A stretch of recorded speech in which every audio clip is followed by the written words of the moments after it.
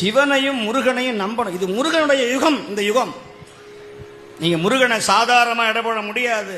சிவனை விட ஒரு மடங்கு உயர்த்தி என் அப்பன் கந்தன் முருகன் சுப்பிரமணியன். இவனை விட அவன் வீரியம் ஜாஸ்தி. அவன் நெருப்பிலேயே பிறந்தவன்.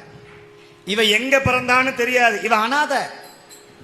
அவன் அனாதிக்கும் அனாதி, ஆதி அந்தமில்லாத ஆறுமுக கடவுள் என் அப்பன் வேளன், குகன், சண்முகன், சடாட்சரன்.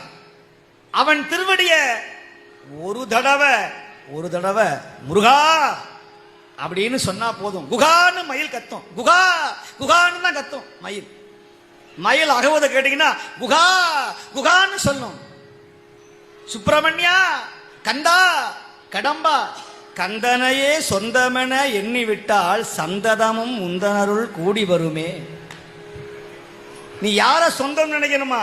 கந்தன் என் சொந்தம் நினைக்கணும். கந்தப்பன் என் சொந்தப்பன்.